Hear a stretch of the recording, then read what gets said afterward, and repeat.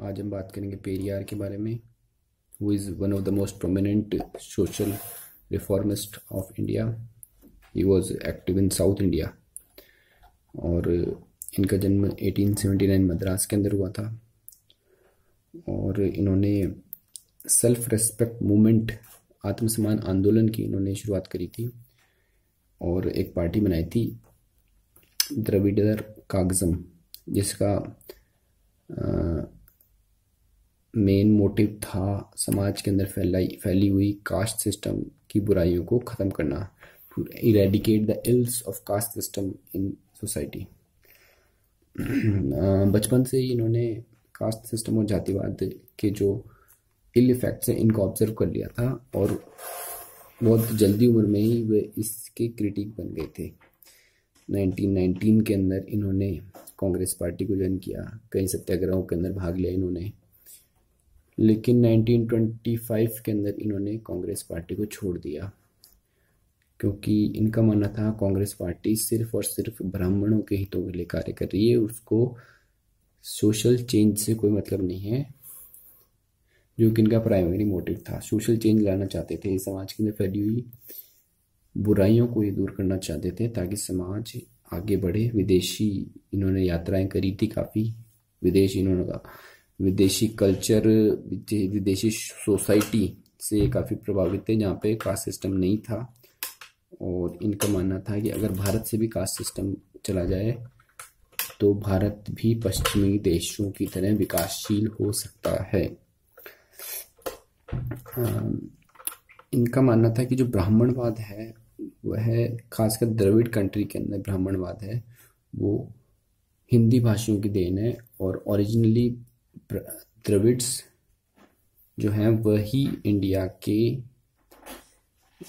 Original Indians इन्होंने माना उनको, द्रविड्स को, और कहा कि इंडिया के ऊपर द्रविड्स के ऊपर जो नॉर्थ इंडियंस हैं, आर्यंस जो है वो कल्चर थोपा जा रहा है हिंदी भाषियों के द्वारा, जो कि एक चोट है द्रविड़ लोगों के कल्चर के ऊपर, उनके समाज के ऊपर और उनके समाज के ऊपर।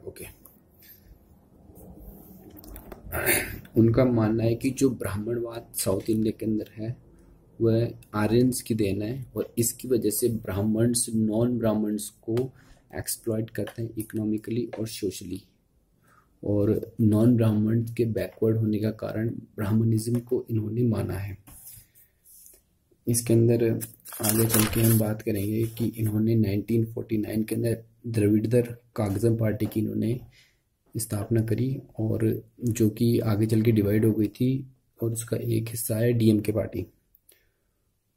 पेरियार एक द्रविड़ नेशनलिस्ट के रूप में भी जाने जाते हैं। इन्होंने सर्वप्रथम द्रविड़ कंट्री की मांग इन्होंने करी थी, द्रविड़ नाडु की मांग इन्होंने करी थी और द्रविड़ राष्ट्रवाद के जन्मदाता इन्हें कहा जाता है। इन्होंने कुछ प्रिंसिपल्स दिए, इसके अंदर से है एक रैशनलिज्म, तर्कवाद, सेल्फ रेस्पेक्ट, आत्मसम्मान और महिला अधिकारों की भी इन्होंने पुरजोर मांग करी। इन्होंने जाति व्यवस्था का भी पुरजोर इन्होंने भर्त्सना की। आपको ये बता दें कि जो पेरियार होता है उसका मतलब होता है द रेस्पेक्टेड वन, सम्मानित आदमी। तो पेरियार इट्स उपाधि, नॉट अ नेम। ठीक है, आगे हम बात करते हैं। इन्होंने एक अपने किस्सा इन्होंने शेयर करा है कि जिस किस्से की वजह से, जिस हादसे की वजह से या फिर जिस इंसिडेंट की वजह से इनके मन के अंदर एथिस्ट भावनाएं जागी और किस तरह से ये कास्ट सिस्टम के प्रति और भी ज़्यादा ये उसके विरोधी हो गए। ये किस्सा इन्होंने कहा है काशी विश्वनाथ मंदिर का कि किस तरह वहाँ पे इन्होंने ब्राह्मणों से खाना मांगा, लेकिन उन्होंने ब्राह्मणों ने खाना, इनको ब्राह्मण होने की वजह से इन्होंने भूखा रहना पड़ा और अंत में इनको छोटी पत्तलों से खाना खाना पड़ा और अपना पेट भरना पड़ा। इसलिए इन्होंने ये भी देखा कि काशी विश्वनाथ मंदिर के अंदर, जिसको ये समझते थे कि बहुत सुंदर जगह होगी, बहुत अच्छी जगह होगी, लेकिन उन्होंने पाया कि वहाँ पर किस प्रकार से बैगर्स हैं चारों तरफ और किस तरह से लाशें पानी के अंदर तैरती हैं तो वो इन्हें अच्छा नहीं लगा। इन्होंने 1924 के अंदर वाइकोम सत्याग्रह की भी इन्होंने शुरुआत करी। वाइकोम सत्याग्रह जो है वह कांग्रेस पार्टी के एक अधिवेशन के अंदर कांग्रेस पार्टी ने निर्णय लिया कि वह छुआछूत के खिलाफ अभियान चलाएगी, आंदोलन करेगी, और इसी के चलते केरल के अंदर वाइकोम नाम की जगह के अंदर श्री पेरियार जी ने सत्याग्रह किया। और वहाँ पे जो लोअर कास्ट लोगों को टेम्पल्स में एंट्री नहीं थी, वो रोड पे नहीं चल सकते थे, कॉमन प्लेसेस में पानी नहीं पी सकते थे, एसेट्रा एसेट्रा वहाँ पे प्रॉब्लम्स थी।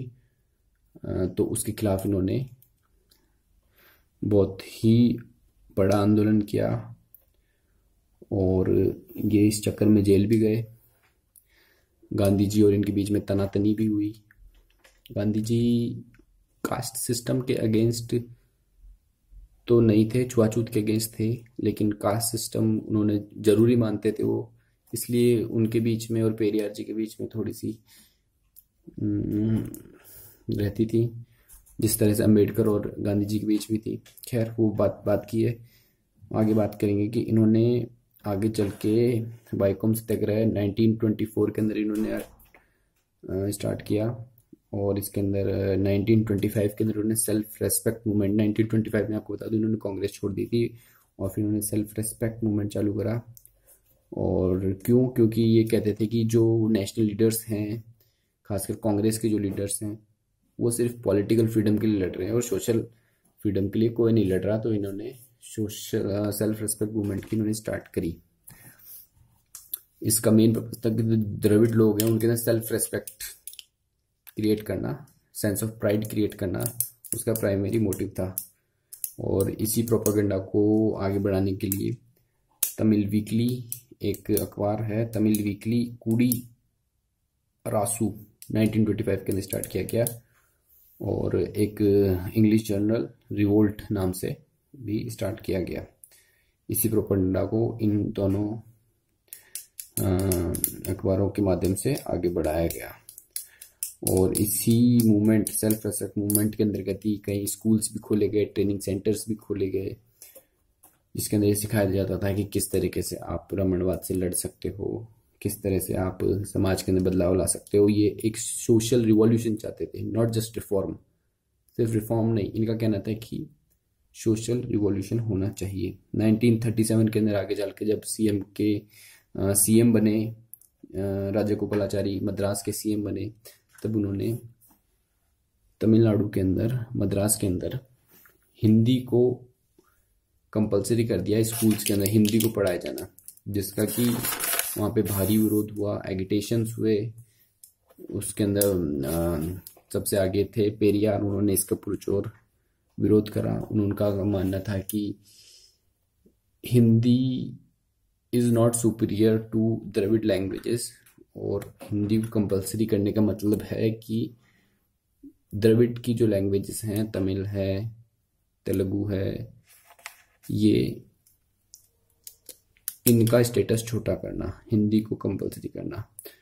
तो ये इनकी सेल्फ रेस्पेक्ट के खिलाफ था और इन्होंने इसके खिलाफ आंदोलन करा। इन्होंने कहा कि ये एक सोची समझी चाल है द्रविड्स को इन्फीरियर करने की और हिंदी भाषा को सुपीरियर करने की। और एंटी हिंदी एगिटेशंस पूरे साउथ इंडिया के अंदर, तमिलनाडु के अंदर ऑर्गेनाइज किए गए और एंटी हिंदी प्रोटेस्ट्स हुए, जिसके लीडर रामास्वामी थे। और इन्होंने एक स्लोगन भी दिया, तमिलनाडु फॉर तमिलियंस। ये काफ़ी फेमस स्लोगन भी हुआ। एगिटेशंस का रिजल्ट बाद में जो भी निकलता है वो बाद में निकलता है 1950s के बाद में। और इसके बाद हम देखते हैं कि किस तरह से इन्होंने आर्यंस, जो कि नॉर्थ इंडियंस को आर्यंस कहा है इन्होंने, वो अपने कल्चर को द्रविड़ कंट्री के अंदर किस तरह से इन्फिल्ट्रेट कर रहे हैं, इसके खिलाफ इन्होंने लोगों को जागरूक किया।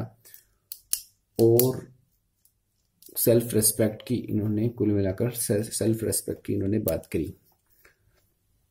तो अभी करंट में क्यों है ये? क्योंकि हम तमिलनाडु के स्टेट हेड हैं राजा, मिस्टर राजा, बीजेपी के स्टेट हेड मिस्टर राजा, उन्होंने बयान दिया है कि जिस तरीके से स्टालिन की मूर्ति त्रिपुरा के अंदर गिराई गई है, वेंडलिज्म हुआ है उसका, उसी तरीके से अब नेक्स्ट बारी पेरियार की है। तो पेरियार करंट न्यूज़ के अंदर है, तो पेरियार को जानना जरूरी था। तो ठीक है, यही था, एंटी ब्राह्मणिज्म थे। अच्छा, आपको मैं बता दूं, ब्राह्मण एंटी ब्राह्मणिज्म होना और एंटी ब्राह्मण होना दोनों अलग चीज़ें। पेरियार एंटी ब्राह्मणिज्म थे, ब्राह्मणिज्म क्या है ये आप खुद पता लगाइए। Thank you.